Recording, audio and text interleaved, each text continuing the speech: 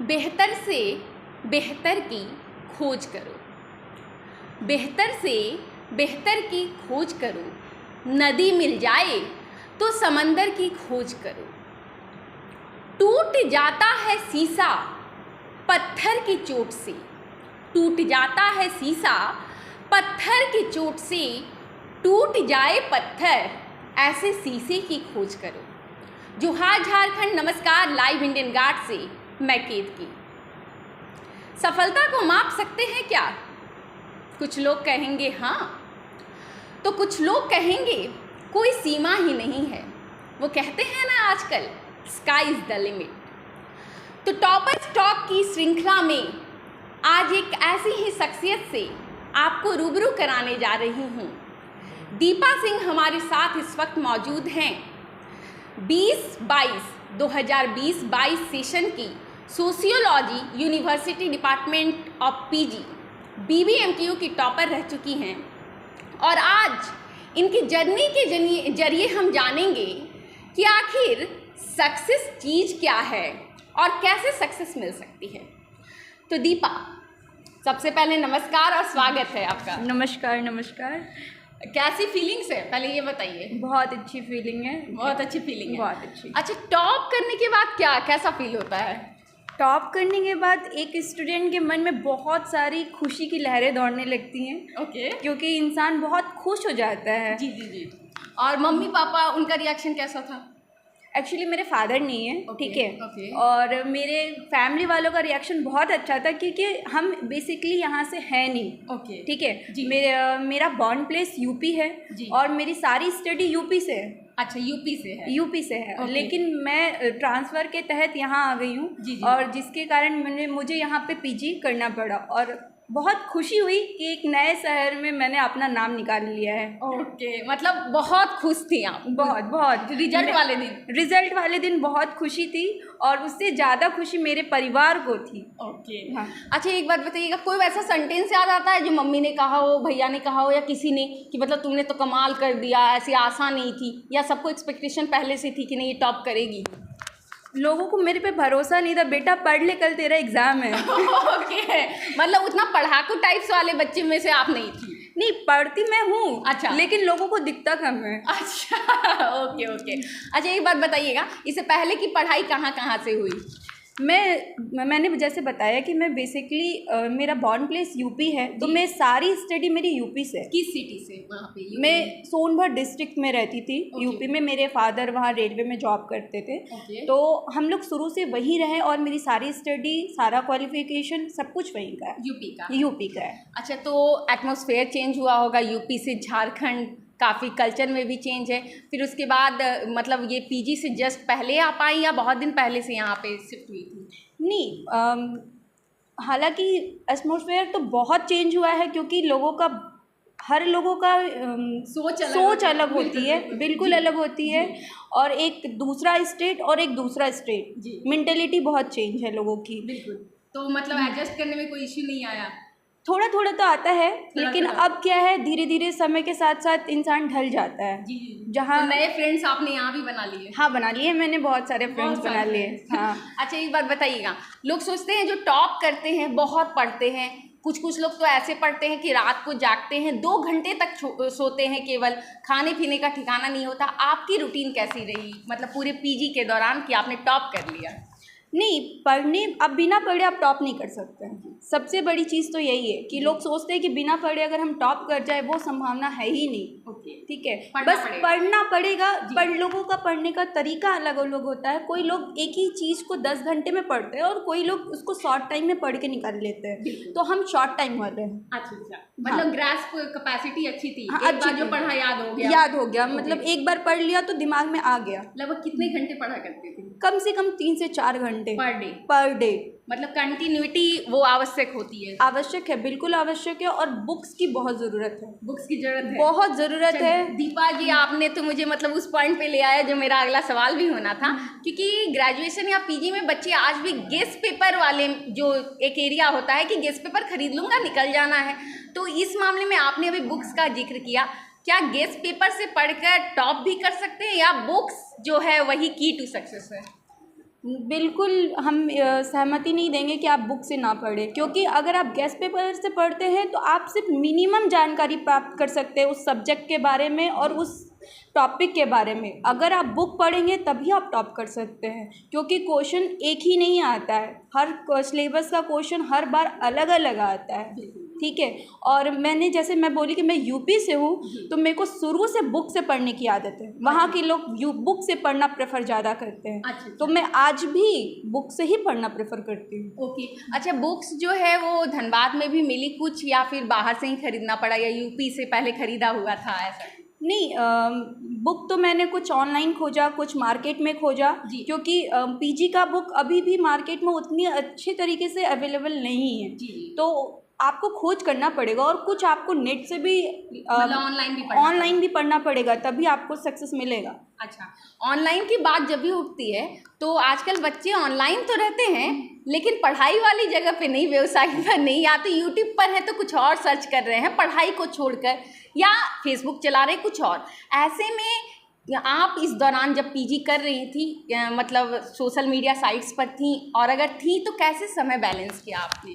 देखिए, बच्चे बहुत ना शरारती होते हैं, ठीक है, और बच्चों का मन बहुत ही चंचल होता है, उसमें हम भी हैं। ऐसा हम अपने आप को नहीं बोल सकते कि मैं बहुत सीरियस वाली स्टूडेंट हूँ, ऐसा नहीं है, लेकिन ये पता है कि मेरे को करना क्या है। हम अगर 4 घंटे पढ़ लिए तो आधे घंटे अगर मोबाइल देख लिए, ये बुरी चीज़ नहीं है। ये इंटरटेनमेंट भी होना बहुत ज़रूरी है। पढ़ाई के साथ आप सिर्फ पढ़ते रहेंगे ना, तो आप एक तरीके से डिप्रेस्ड हो जाएंगे।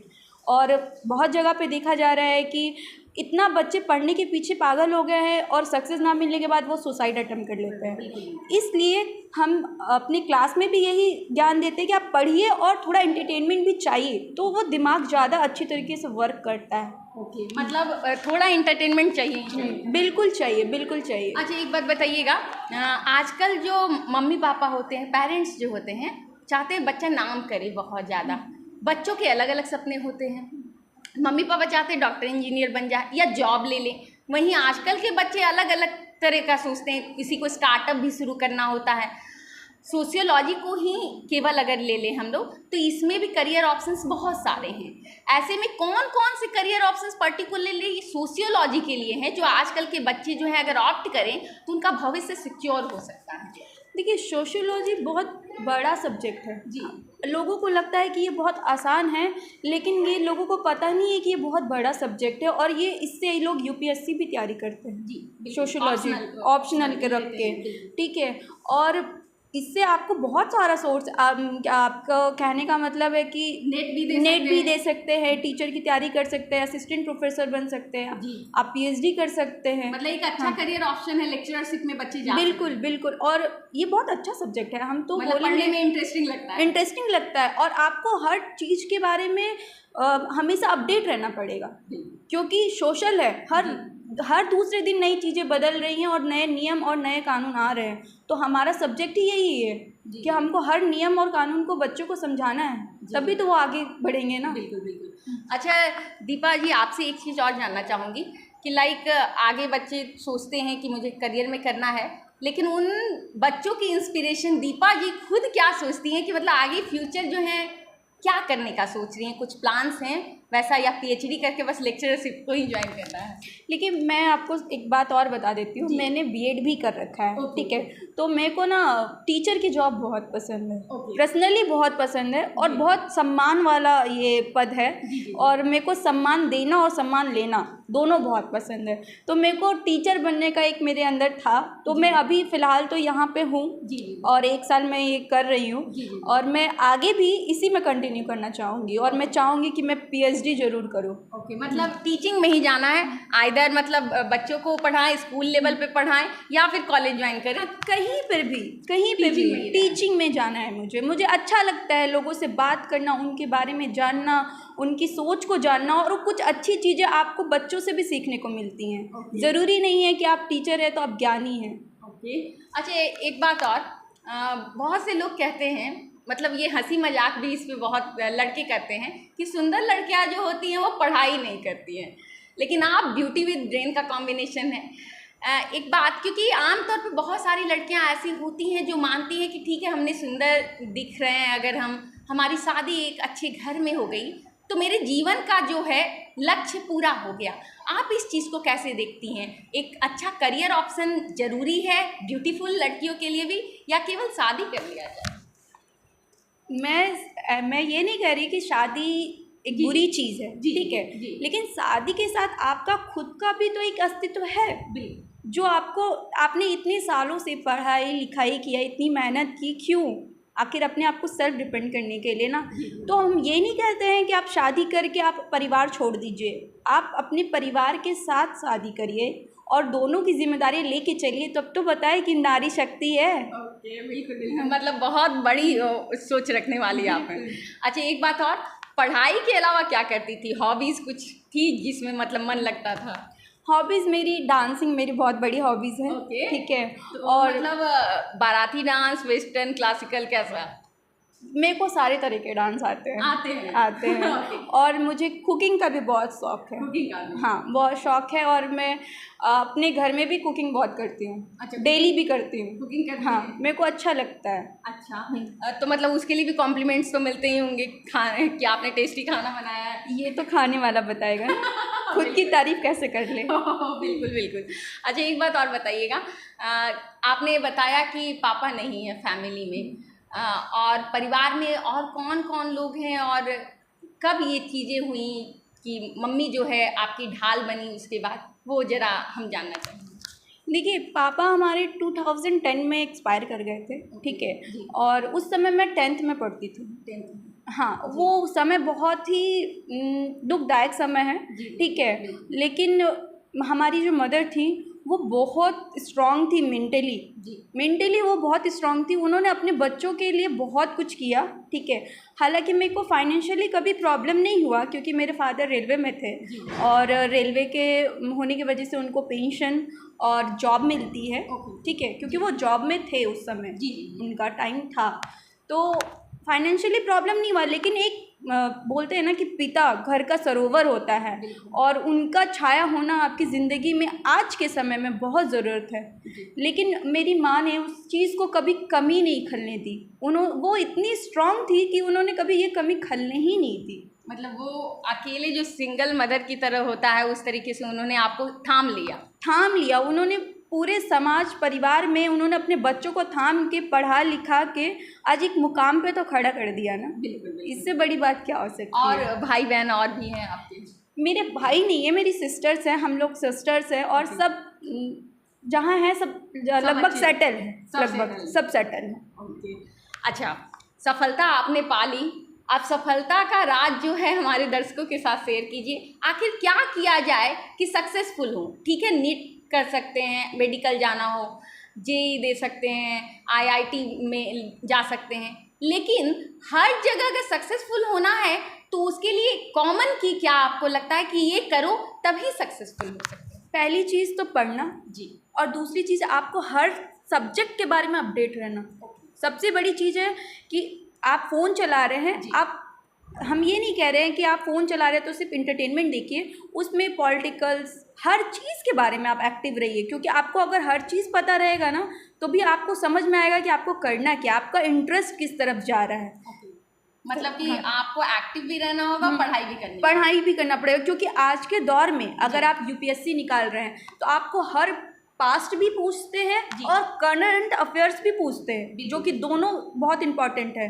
ऐसा नहीं है कि हम पास्ट पढ़ के चले गए तो हमको इंटरव्यू निकल जाएगा, बिल्कुल नहीं। ओके, मतलब स्टैटिक और करंट दोनों पढ़ना पड़ेगा, और आपको अपडेट रहना पड़ेगा, क्योंकि रोज़ नियम बदल रहे हैं। जो बच्चे आपको सुन रहे हैं, आप डायरेक्टली उनको बात कर सकती हैं, आप उन्हें क्या कहना चाहेंगी, कैसे अपना रूटीन बनाएं कि आगे जीवन में केवल सफलता ही मिले?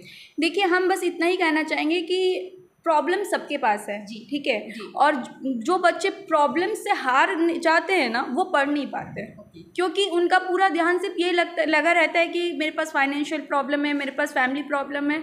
प्रॉब्लम सबके पास है, आप इससे बाहर निकल के पढ़ने की कोशिश करिए, और जो बच्चे इससे बाहर निकल के पढ़ के निकलते हैं, मेरे को नहीं लगता कि वो कोई नीचे पोस्ट पे आते होंगे, वो एक अच्छे और ऊंचे पोस्ट पे जाते होंगे।